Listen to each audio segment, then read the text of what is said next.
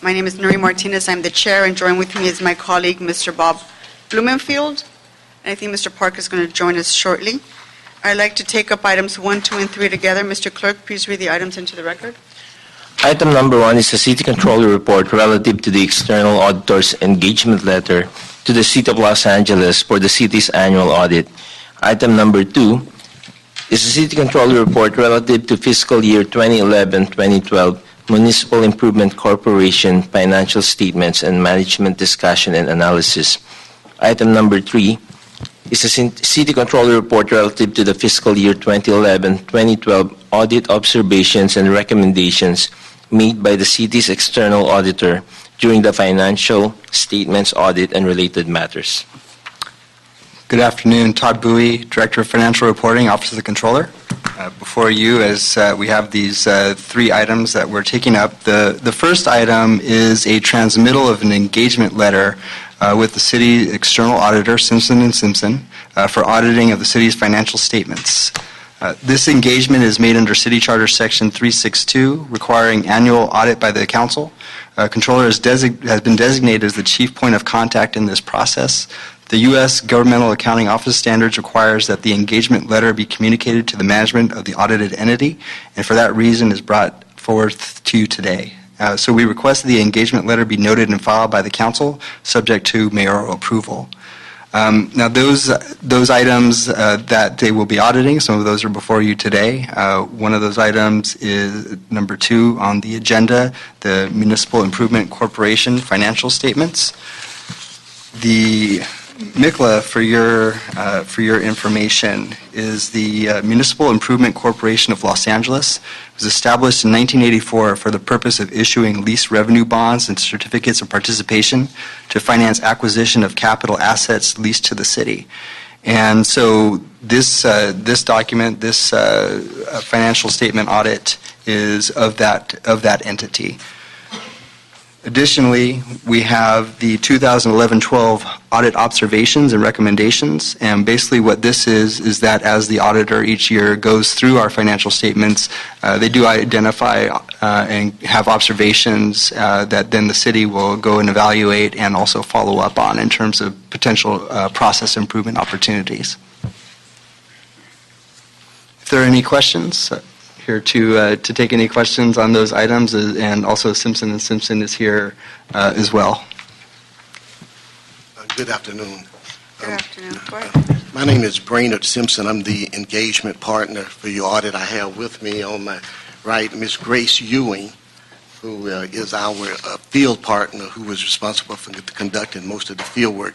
In the audience, I have our audit manager, Frank Lou, and our quality control partner, Melba Simpson.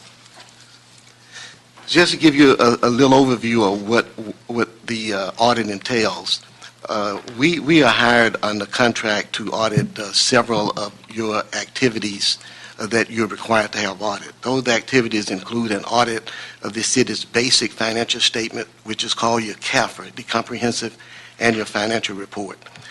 We also perform a single audit of your federal programs, which is a little over $600 million in federal programs. We have to perform those audits in accordance with federal guidelines, which is outlined in OMB Circular A-133. We also perform the audit of the Sewer Construction Fund and as Todd indicated, MICULA. We also perform an audit of your cost allocation plan, which is used to charge the federal programs with an indirect cost rate. And we also perform the audit, an agreed upon procedures audit of your GAN's computation limitation. All of our audits are performed in accordance with generally accepted auditing standards, also governmental auditing standards, and OMB Circular A-133.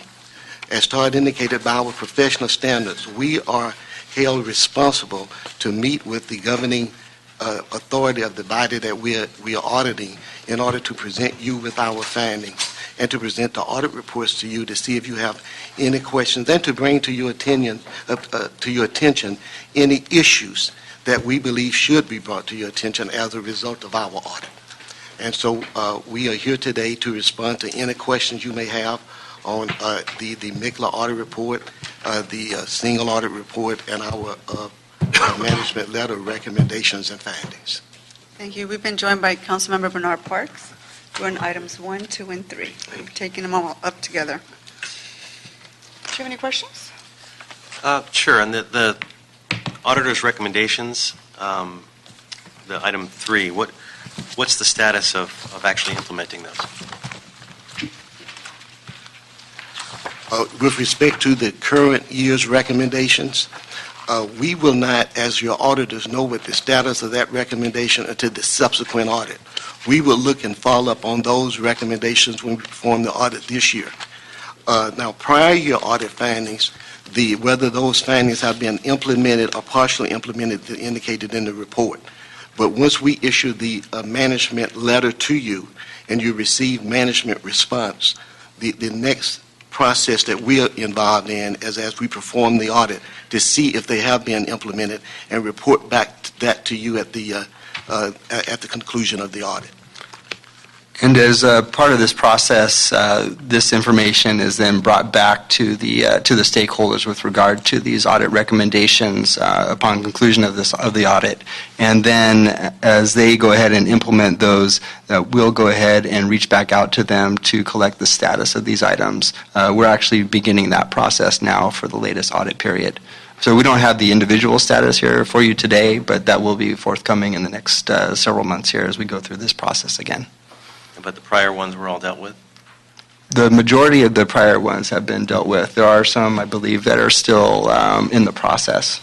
Yeah, with respect to the prior findings we had, all of them were implemented except for 6. Item number 2011-4 related to unsupported allowance for uncollectible accounts receivable. That has been partially implemented. And in our report, we indicated what had been done with respect to that. Also, the 20-10-1, the establishment of the Information Security Administration, that has been partially implemented also. And the report indicates exactly what has been done and what's left to be done on that one.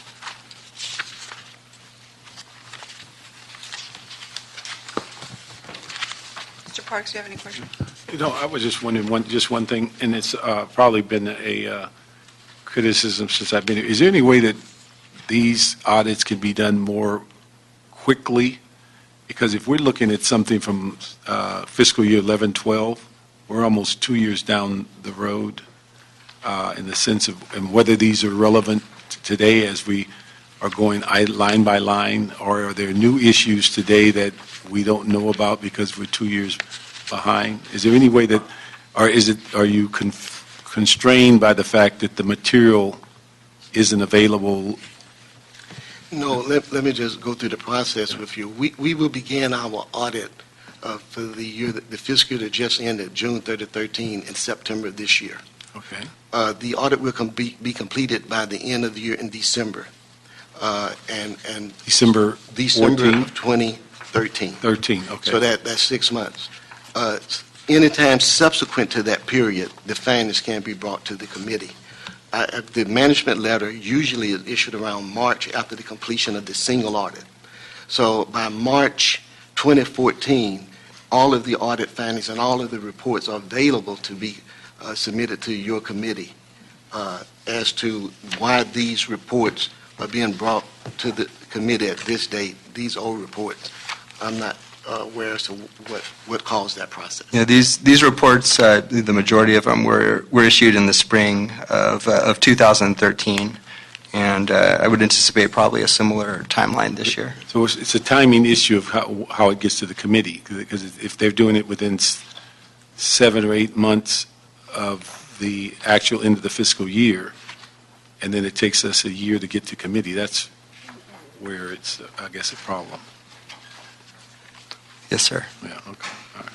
Now, it's just that some of this stuff, you just wonder whether it's meaningful. In fact, there's one in here today that we're talking about a 2009 audit, and you're going, what's the same from 2009 today? And if people still, either they corrected it, or by the time they correct something today, whatever happened since 2009 may be as bad or worse that we don't know about. And so we're still hassling over 4 or 5 year old stuff. Well, let me just say this, with respect to, if there's an item in 2009. No, not your audit. This is something else. Oh. This is another item. Okay. No. I was just going to say that if it's a repeat item, it will show up again in the current management letter, so. Yeah, that's because somebody's not fixing it, but no, this is another. Okay. deal.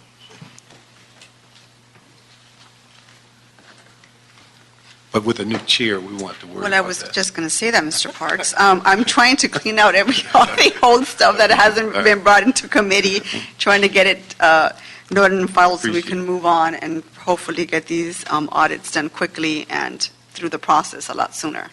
Because you're right, 4-year-old audits doesn't serve us any good. Yeah.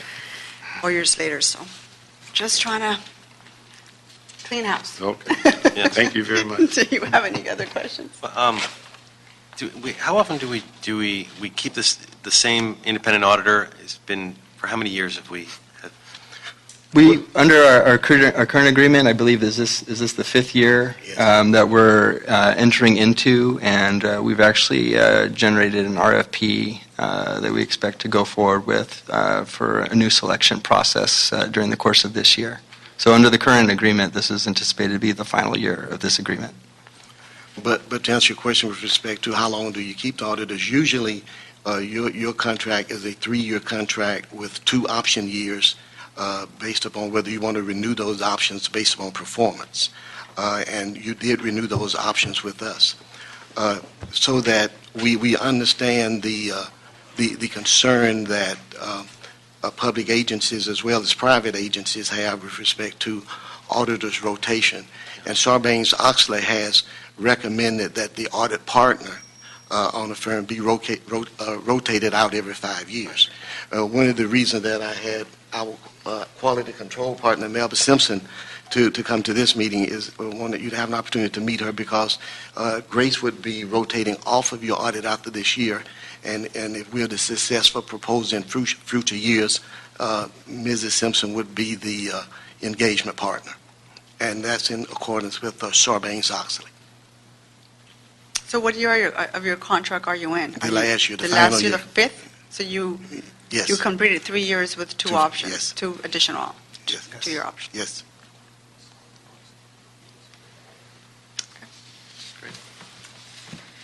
All right, do we have any cards for public comment? No?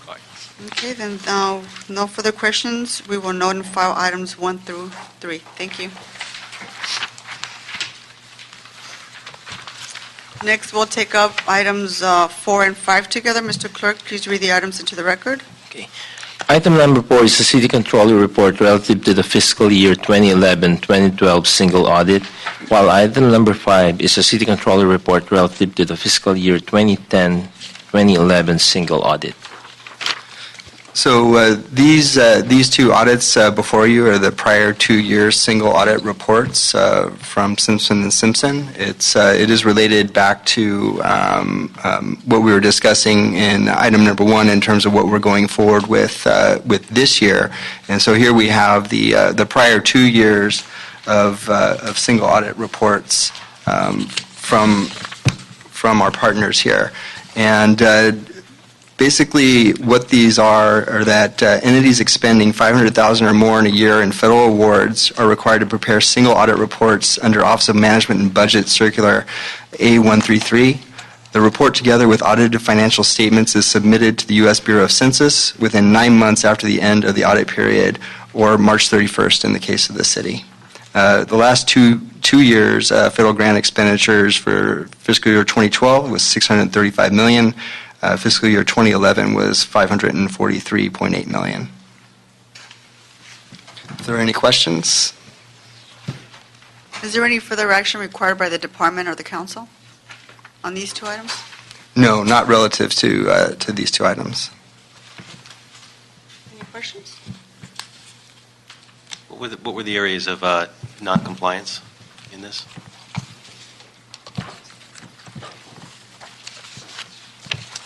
With respect to the non-compliance items in our report, it begins on page, the findings, and there was various type of non-compliance items.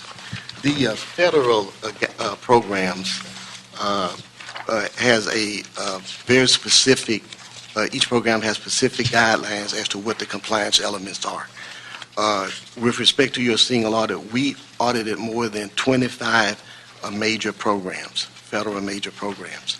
And the non-compliance items usually relate to expenditure of the funds that will result in either question costs or there are some non-compliance elements that has nothing to do with the cost, but just the management of the programs. And it's about 40 pages of those compliance items listed in the report. There were none that impacted your status with the federal funds. The findings were not in such a way that we feel that there are significant items that we need to bring to your attention specifically that are not generally type of non-compliance findings. So they didn't jeopardize our relationship No. with the feds, but were they addressed in any way? The Yes. non-compliance items, I mean, were they rectified? All of the findings have management responses to them to be rectified. All of the findings have a management response. To be, but Yeah, like I said, we want. were they, or so from your end, you put the things that were to be, and then I guess that's from your end, and then were they rectified? Yes. That's where again the loop will be closed on many of those items in the current process, and so a number of these departments are taking actions currently or are in the process of doing so, and we're beginning to get feedback from them as well in terms of where they are at in that process, and so that loop will be closed for the majority of these items. And is there a way, I mean, is there an easy, transparent way for folks to be able to monitor that process? If I wanted to go in and say, all right, what are the items and which ones have been addressed, how have they been addressed? Yeah, that process can be done the same as we do prior audit findings, where we could show what the finding was and the final resolution of that finding. We can include that in the But that would in the happen process. when? That would happen at the report of the next audit, from our perspective. In other words, we know what the findings were and So something like that will happen in the future for this year, and then did something like that happen this year for last year? No, that it's not a requirement that we have to do. When we report the finding to the city with management response, then the usual process, and then the committee holds the management of the city responsible for getting back to them on those findings as to the status of them. That's the normal process. The committee, you mean this committee, Yeah, this committee, yes. would have to, Ask management to report back to them on a periodic basis as to the resolution of those items. okay, and is that a formal, I mean, have we done that? Do we need to do that? Is there magic words I need to say into the mic to make that happen? Just so we can continue to follow up on that and sort of have a guideline of that? I think if your desire is to monitor the single audit findings, the resolution of those, then there has to be a process in place for you to monitor those. Normally, the controller office, right at this time, like they would be gathering all the responses from the various departments that had finding in the 2012 year. So then, like we as your auditor, then we would go through like those current like the statuses like of resolving the finding, and then we'll report it in the 2013 year, which this year we'll probably be reporting on the 2013 single audit around January or February of 2014. So you would flag, so we don't have to put it on our radar. You're going to flag it for us. If there's something that's that's not complied with, that the auditor, that the response, that the proposed response was out there and that you feel is not, is potentially causing you trouble, it's on the controller's shoulders to flag that and bring it to the audit committee's attention. Is that correct? Bring it to our attention. If you notice in this report, the last page of the report is a summary schedule of prior year's findings. So each year you get a report of the resolution of the prior year's findings are in this report. So each year we look at the findings that was for the prior year and then give you a resolution of those in this report, a status report of those. So they are in here. Oh, I misunderstood. I thought you were saying that doesn't happen unless we specifically ask for that to happen. I misunderstood you. I thought you wanted that to happen prior to us doing it, that you needed a process earlier than that. But no, we do provide that information. And they do stay there until resolution. Yes. It's an iterative process. You don't do it 1 year, like that again. Yes. Us newbies, we're just getting used to Yes. that and trying to figure out how all this works. Complicated this all is. But that doesn't stop the committee from reviewing the report and setting their own guidelines. In 6 months, come back and tell us what you're doing in between audits. Yes. And this audit is funded through what? Through their proprietary departments? They pay a portion of it, or how is this actually funded? Sorry, I'll have to find out. As part of this audit, it is paid from the general fund. The contract includes SCM, which is I'm sorry. I'm Sally Rocha from the Controller's Office. The contract that we have right now with Simpson & Simpson includes a proprietary fund, which is the SCM, the Sewer Construction and Maintenance Fund. They pay for a portion of that contract because it's part of the audit. It's like a package. And Mobile Source is part also. They pay a portion of it, but majority is from the general fund. Thank you. Okay, any other questions? Do we have any cards from the, no public comment? So with no further questions, we will note and file this report. Thank you. Thank you.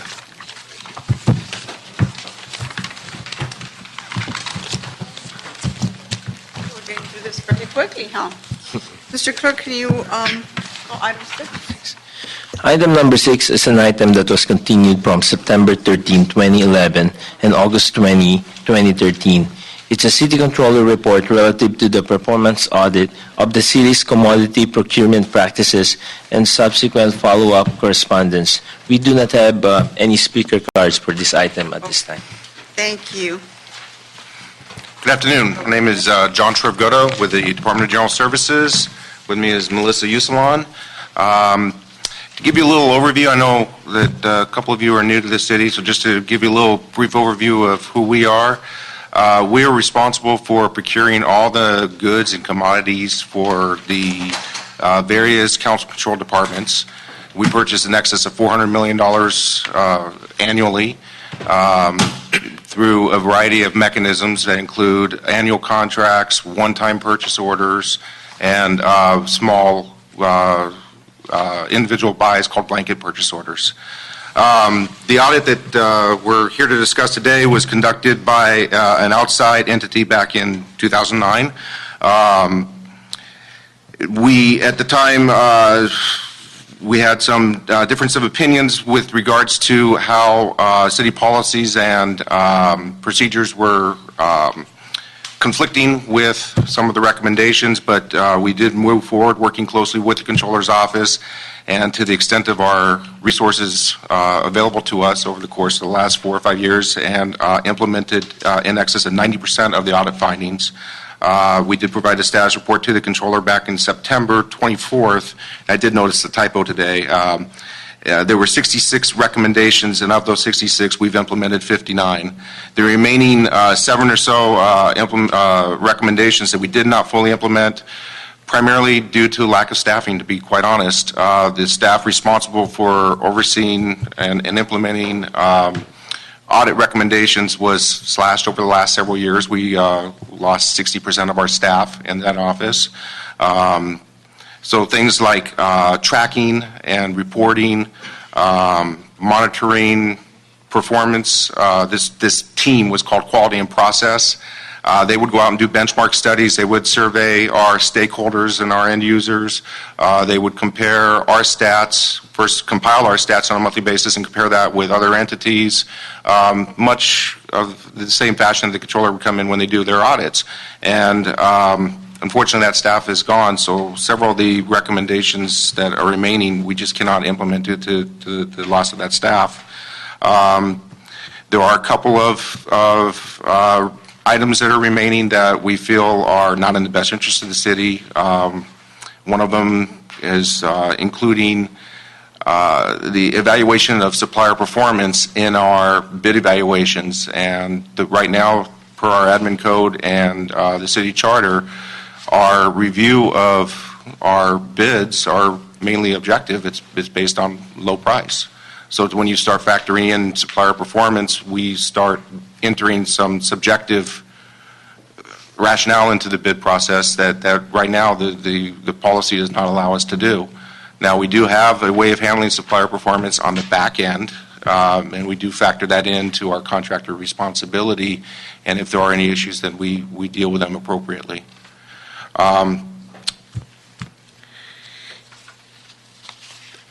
Again, this audit did go back to 2009.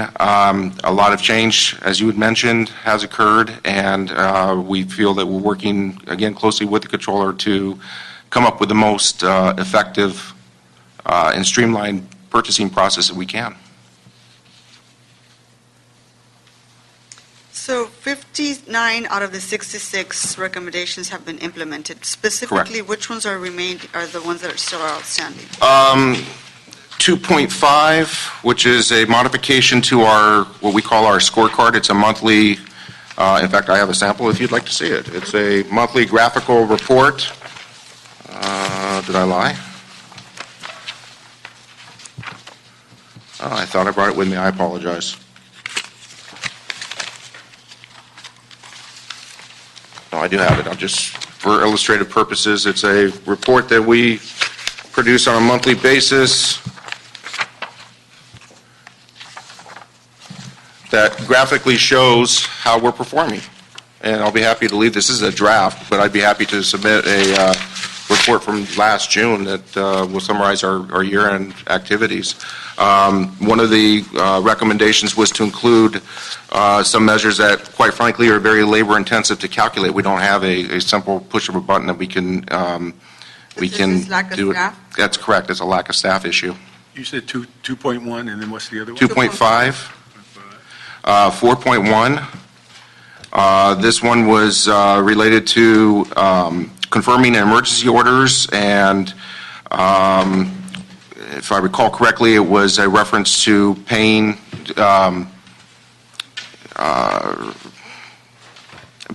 for materials. Let me say it differently.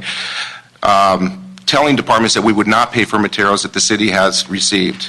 So, again, it's contrary to our policies and procedures as a city. If we did receive materials, we're obligated to pay for them. And the recommendation was to restructure the way that we look at these confirming and emergency orders. Now, I will say that within the department, we have implemented some policies that and some requirements to mitigate the number of confirming orders that we process. And we require that using departments and the general manager send us a justification when there's something that is beyond the norm. But nevertheless, we still need to have that flexibility to pay our vendors. And we felt that this recommendation was going to hamper our ability to pay. So this is one of the reasons that we didn't fully implement this one. The next one is 4.5, which again is a tracking issue regarding the appropriateness of what we call confirming purchase orders. And a confirming purchase order is when an end user goes and procures something on an urgent need without having a purchase order in hand. And again, we won't process those orders unless we have a letter from the general manager authorizing it. When they don't have a purchase order? Correct. You need a letter from the general manager? That's correct. The next one is 6.1C. Again, this is a tracking issue regarding input from our stakeholders. We used to do surveys on I want to say it was twice a year for this particular item on stakeholders, but since we lost the staff, we had not been able to survey our stakeholders or our end users. 7.2, this is a training issue. I would truly love to implement this. The recommendation is to provide intermediate and advanced classes for SMS users. SMS is our supply management system. We quite honestly don't have the staff to conduct the in-depth queries ourselves. And as soon as we train somebody, we tend to lose them to another department. I wonder which one. I'm sorry? I wonder which one. Yes. Yes, this is something that I would like to see ourselves, but again, because of lack of staff, we haven't been able to do.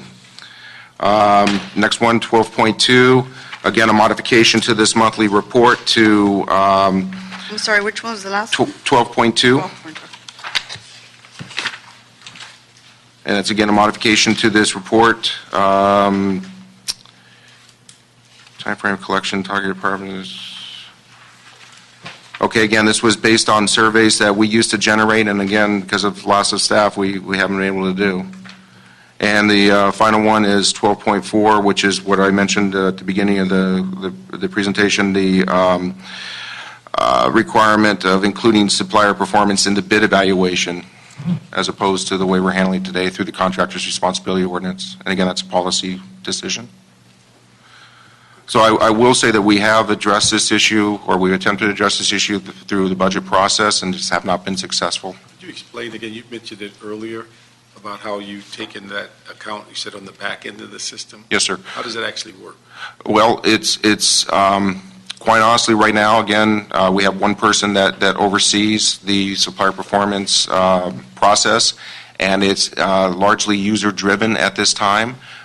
When there are complaints that are provided to us on a contractor or vendor and the level of service that does not meet our expectations, or if there's something involving a safety issue, then we will conduct a hearing, and that hearing could potentially lead to debarment. It could potentially lead to a suspension. Certainly could lead to cancellation of contract, but it's largely driven by feedback we get from the end users. But I thought when you said earlier that you didn't plug it into the bid process. That's correct. You dealt with it on the we do it on the end with the contract itself, not during the bid process. We do it after award when the contract is in place and when there's complaints generated by our end users. But then I thought the question was, upon a rebid, how do you take into account their performance or lack of performance when they come for a rebid? Yes, sir. It depends on the severity of the issues that we are looking at, and if we go through what we call a debarment process, then a vendor would be debarred and not allowed to participate with any city bid processes. We had that recently with food for the Rec and Parks youth programs, where a vendor came in and there was some sloppy handling of food, contaminated food. We gave them an opportunity to correct. Unfortunately, we weren't able to correct the situation. We ended up canceling the contract immediately, and the vendor was disbarred, and they cannot participate not only in our bids, but any city bid for a period. I think it was a 5-year disbarment? 3-year disbarment. And then we communicate that out to our counterparts in county, and because this was a state program as well, we let the state of California know. Any other questions? Just on it was 2 or 3 of these were policy decisions, and the other 3 were staffing decisions, right? That's correct. On the policy decisions, how does that work? Does it get kicked to a higher level so the auditor or the controller's office has one view, you should do X, then or someone in the controller's office has that view? It's not necessarily. Well, I need to correct you, and I'm sorry, Councilman. This was not an audit conducted by the controller's office. I don't know what their views are on these items. This was an outside entity that performed this. But the policy decisions would certainly be set by the council and through the admin and charter. It doesn't. I mean, something pretty mundane is. I mean, some of these I don't think ever would rise to the council making a policy decision about. Sure. The requirement for supply. I mean, some of these things I imagine there's a policy process that we say, okay, that's what the auditor says, but our policy doesn't allow that. Where does that decision get made, or does it get kicked up a level, or how does that work? I mean, because it seems like when you make the conscious choice, we're saying, okay, that's the auditor's recommendation, but we, in essence, for a good reason, and I'm not questioning the reason, are overriding that decision because we feel we have a policy. In these issues, Yeah. these couple of issues, we consulted with the city attorney's office and got their interpretation on the admin code and the charter. And then that was I mean, when you say we, you're talking about General services. general services, and does that sort of kick it up the chain one extra step when you have to override it? Or We certainly discuss it with the purchasing agent, who is the general manager of general services, and I don't want to speak for him, but if it's something that we feel is in the best interest of the city, then yes, we would certainly bring it to your attention. It's not, we would certainly not hold anything back if we felt that there was something out there. Yeah, and I'm not suggesting that. I'm just sort of trying to understand, how that works, because when you make the conscious choice, not for staffing reasons, but to override the audit decision, could be a very good reason, but it's just, I would imagine that there's a process in place. It's not just the discretion of the particular, person who's working on it. Right. Madam Chairwoman, Paul Smith, CLA. When these matters come before you, if there's something that you want additional work on, additional reporting, you want to bring to the attention to the council as an item that may be a policy that you want to have a discussion on, your committee report can draw that attention, put your committee report, go to council, and then your recommendations will be for the council to do whatever you believe is the right direction to go. So you have a vehicle through your committee reports when you bring them to council to address the issues that you think are important. Sure, and I appreciate that. And I get that's our purview. I was just sort of trying to understand on the day-to-day basis when these decisions are made, how they're made, before they ever get to our If I may radar, comment on that. Farid Safarid, Controller's Office. Just one correction, this audit was done under the purview of Controller's Office, previous controller, actually two controllers before. And we hired the outside consultant as the arm of controller to conduct this audit. With regard to recommendation for policymakers, generally if it requires policymakers' decision, we have our recommendation to mayor, to council for their actions in terms of something that if it's not under the purview or control of the department that we are auditing. A couple of issues over here related to admin or charter changes. Those are policy decisions. We received this response from GSD yesterday, so we are in process of evaluating that, and we will come back to your committee hopefully within 30 days with all comments in terms of what has been implemented and the barriers for the rest that not being implemented. With one caveat that Council Parks brought it up, this report was issued 4 years ago. It was submitted to your committee 4 years ago. Things has changed, processes has changed, system enhancements been made. So some of the recommendations were addressing condition at that time may no longer exist. So with that in mind, we would evaluate that and we come back with our assessment of how we are, where we are in terms of percentage implemented. Yeah, and it's my understanding that the current city controller hasn't been able to respond to this report. So That's I want true. to hold this item in committee to give the controller a chance to respond, That's correct, yes. if that's okay with my colleagues. I mean, one thing, and having said on this committee a couple of times, is that on your concern about a department saying we don't want to do that, that's their judgment, but when it gets here, you get to say, we think you should do that. And so it goes back and forth between controller and department, but when it finally gets here, it's not them independently saying we're not going to do it, it's their recommendation, and then we get to say we agree or don't agree, or we need that more fully explored. Okay, any other questions? Appreciate it, thank you very much. Thank you. There are no speakers on this item, so we're going to hold this in committee until we give the controller enough time to respond to the report. Mr. Clerk, what's next? That would be the last item, Madam Chair. Okay, this concludes the agendized items today. Are there any cards for general public comment? There's none. No further speakers, I conclude the Audits Committee. This meeting is adjourned.